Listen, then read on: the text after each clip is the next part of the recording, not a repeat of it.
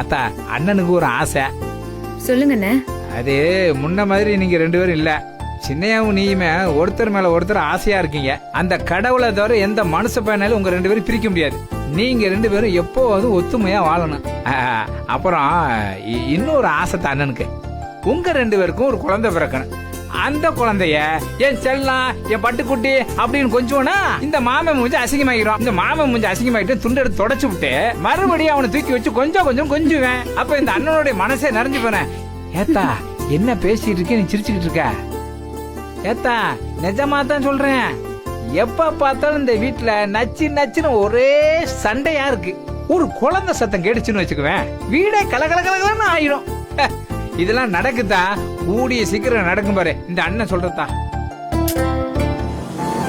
எங்கேயோ பட்டுக்கோட்டை பக்கத்துல ஒரு சின்ன கிராமத்துல தென்னந்தோப்புல பொறந்து கீத்து பின்னுக்கிட்டு வய வேலையெல்லாம் பாத்துட்டு இருந்தவன் நானு.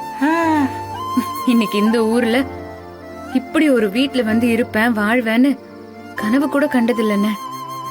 வாழ்க்கை பாட்டுக்கு எங்கெங்கயோ அழைச்சிட்டு போகுது.